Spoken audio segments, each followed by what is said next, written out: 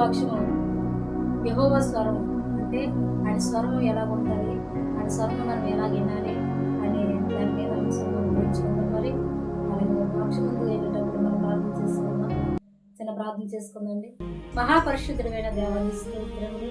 ఇదిగో ప్రభువా నా తండ్రి, ఈరోజు వాగ్దానం పెట్టి ప్రభువా నా తండ్రి మాతో మాట్లాడే ప్రభువా, అలాగే వాక్యం వింటుండగా బిడ్డలు కూడా దీవించు ఆశీర్వదించిన తండ్రి స్తోత్రాలు. నీకు రూపించి ప్రభువా నా తండ్రి ప్రతి ఒక్కరితో మాట్లాడి ప్రభువా మారి తండ్రి సమస్తమును వెలిగిన వాడు ప్రభువా నా తండ్రి నీ స్వరాన్ని ప్రభావం వినటానికి మాకు సహాయం ఇచ్చే ప్రభువా. ఇదిగో ప్రభువా నా తండ్రి కొద్ది ప్రార్థన ఆలకించి మాకు ప్రార్థన చేర్చుకుని మాకు ప్రభుత్వం దయచేస్తారు. యేసు పరిశుద్ధ వేడుకుంటున్నాం తండ్రి. ఆమేన్.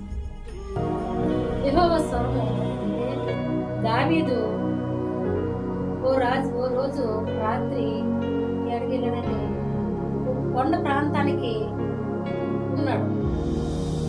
లేదా కొండ ప్రాంతంలో ఉన్నాడు.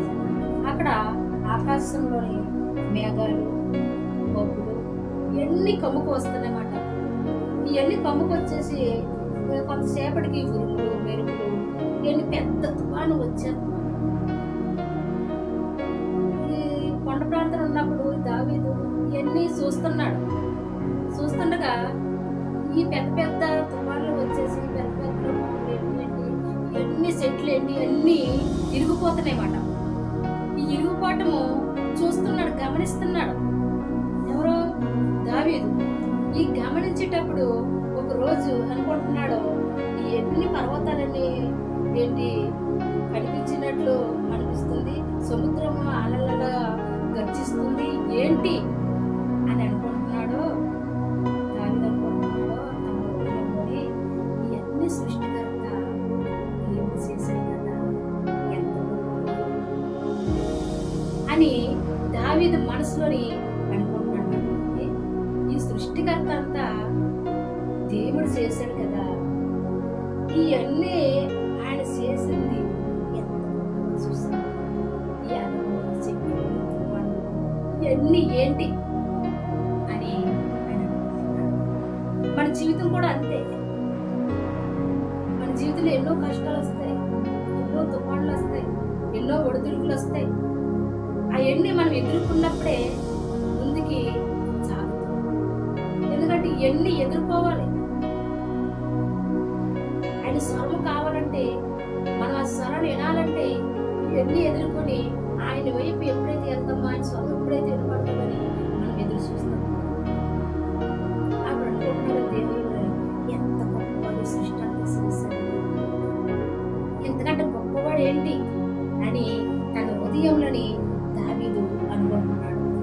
అలాగే దావీదు తుఫాను శబ్దాలు వినపడుతున్నాయి. అది తుఫాను శబ్దం కాదు, దేవుని శక్తి. ఆయన స్వరము గ్రహిస్తున్నాడు అన్నమాట. అది తుఫాను శబ్దం కాదు, అంటే దేవుని శక్తి అని స్వరాన్ని ఆయన గ్రహిస్తున్నాడు. అంటే స్వరము గ్రహిస్తున్నాడు అన్నమాట. ఆయన స్వరాన్ని వింటున్నాడు. ఎందుకంటే ఆయన మాట్లాడే మాట మనం వినాలి. ఆయన స్వరం ఎంత వినపడకుండా అని వినాలి. అంతేగాని మనం ఎదురుకాల్సి మనం ఏం చేసామో అన్నీ మనం తలంపులెట్టుకుని అదే మనం ఆలోచించుకుంటూ కూర్చుంటే మన దేవుని స్వరం కదా ఏది మనసు. ఎందుకంటే మనము దేవుడు కూడా ప్రార్థన చేసుకున్నప్పుడు కూడా ఆయన స్వరాన్ని వినాలి. మనం ఆయన ఏం మాట్లాడుతున్నాడని మనం అది వినాలి. అప్పుడే మనం ముందుకి దావీదు మహారాజు అనుకుంటున్నాడు, తన హృదయంలో అనుకుంటున్నాడు, సృష్టి అంతా చూసేవాళ్ళు ఈ శబ్దాలు ఆయనకి ఏమవుతున్నాయి, దేవుడు స్వరంగా వినపడుతున్నాయి. అలాంటి జీవితం ఉన్నదా మనకి? లేదు. చివరికి తుఫాను ఆగిపోయింది, ఆకాశం అంతా ప్రశాంతంగా ఉంది. దావీదు దేవుని సన్నిధిలో నిలబడి ఇలాగా ప్రకటిస్తున్నాడు, యెహోవా తన ప్రజలను బలమిచ్చి, యెహోవా తన ప్రజలను సమాధానంగా ఆశీర్వదించబడినాడు. యెహోవా తన ప్రజలను బలమిచ్చి, యెహోవా తన ప్రజలను సమాధానం ఆశీర్వదించాడు. అంటే బలము ఇవ్వాలి. అంటే మన బలం ఇచ్చినాక మనం ఉండాలి.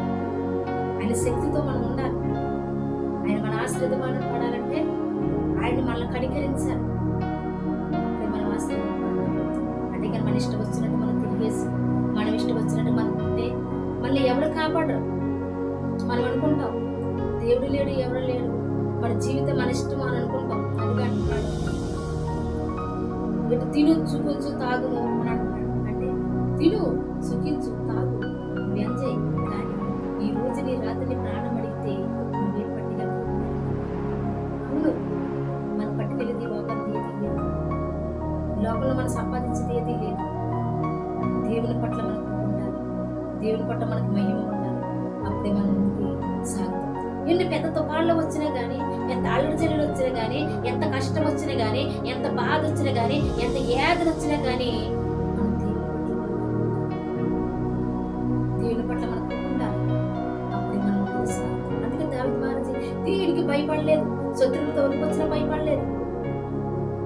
స్నేహితులు దేవుడు నీకు ఒకసారి ఒక క్షణం మాతో వస్తే ఈ దేవుడు అత్తమాల దేవుడు దేవుడు అంటే ఒకసారి మాతో రావచ్చు కదని ఏంటి స్నేహితులు అడిగారు దావీదుని. కానీ వెళ్ళలేదు, దేవుణ్ణి అడిగాడు, ప్రభువా ఇది స్నేహితుల్లాగా అంటున్నారు, మరి నీ మార్గాన్ని నేనున్నాను, నేనేం చెయ్యాలని అనుకుంటే ఒక స్వరం వినపడింది, ఇవని నా పని దాని పని చెప్పమన్నాడు దేవుడు. నువ్వు వెళ్ళు, ఎన్ని విడిచిపెట్టు అంటే అన్ని విడిచిపెట్టాలి.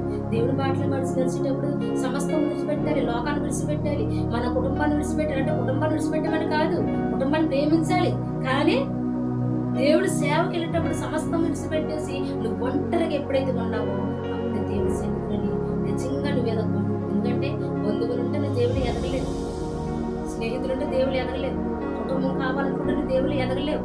నువ్వెప్పుడైతే ఒంటరిగా ఉన్నావో దేవుడికి నువ్వు దగ్గర అవుతావు, దేవుడికి సమస్తము దగ్గర అవుతావు. అప్పుడే నీ దేవుడు నేను పట్టుకుంటావు. ఇక్కడ మన జీవితము ఒక తుఫాను లాంటిది, ఒక అలర్చడి లాంటిది. ఈ అలటి చెడులో మనం జయించుకు రావాలంటే, ఈ కష్టాల నుంచి మనం జయించుకు రావాలంటే దేవుడికి ఒకసారి మొర పెడితే ఆయన స్వరాన్ని మనం వింటే ఆయన ఇచ్చే జవాబులు వింటే మనం నడవాలి. ఎందుకంటే ఈ లోకం మనకు శాశ్వతం కాదు. అలాగే ఉంటావా? నువ్వు అలా జీవిస్తావా? జీవించలేవు. ఎందుకంటే మన లోకాసుల మీద ఈరోజు గడిచిపోతే చాలే, మనకి ఎందుకు అనుకుంటున్నాం. కానీ అవును గడిచిపోతే చాలే, కానీ ఏదన్నా వచ్చిన భయంకరమైన వ్యాధి వచ్చినప్పుడు ఆ బాధతో అంటేనేప్పుడు దేవుడికి ఎంత ఎంత పరీక్ష పెట్టారని అప్పుడు దేవుడి దగ్గరికి వచ్చింది. ఎప్పటి కాలంలో దేవుడి నీకు అన్ని సమస్తం అయిపోయాక, నువ్వు కాళ్ళు కురుకుపోయాక, నడవలేని పరిస్థితులని, నువ్వు మాట్లాడిన పరిస్థితులని, నువ్వు చూడలేని పరిస్థితులని దేవుడి దగ్గరికి వస్తే ప్రయోజనం. నువ్వు అక్షర చదవలేవు, నువ్వు కాళ్ళతో నడవలేవు, నువ్వు చూడలేవు, మాట్లాడలేవు, అప్పుడు ప్రయోజనం ఉంది. మన కాళ్ళు కాదు. ఇప్పుడే సువార్త ప్రకటించాలి, అనేక మంది సువార్త ప్రకటించాలి. ఎందుకంటే దేవుడి దగ్గర మనం సమర్పించాలి, మాట మనం విని ముందుకు సాగిపోతే సమస్తం చూసుకొని ఆయన హల్లెలూయా హల్లెలూయా. అందుకే తుఫాను ఎంత ఎలాగొన కానీ దేవుడు మనలో హృదయాన్ని అంట సమాధాన పరుస్తున్నాడు. తుఫాన్లు ఎన్నో వచ్చినా కానీ దేవుడు మనలోనంట హృదయాన్ని సమాధాన పరుస్తాడు. అలాగే సమాధాన పరిచి అలాగే సమాధాన పరిచే నడవాలి. దేవుడు సంతోషంగా ఉండాలి. దేవుడు స్వరాన్ని మనం ఎప్పుడైతే విన్నామో అప్పుడే మనం ముందుకు సాగుతాం. మహాపురుషుడమైన దేవుని ఈ వాక్షంలో ప్రభావం ఎదుర్కొని కష్టాలను స్వాగతించి ప్రభావం విడుదల నీ స్వరాన్ని మేము వినటానికి సంబంధించి ఆశీర్వదించి మహింపర్ష ప్రభావంతోని నీ అభిషేకం మంచి ప్రతి ఒక్క బిడ్డను దర్శించి దేవునికి అనేక మందికి స్వార్థ ప్రకటించిన ప్రతి బిడ్డను దీవించి ఆశీర్వదించి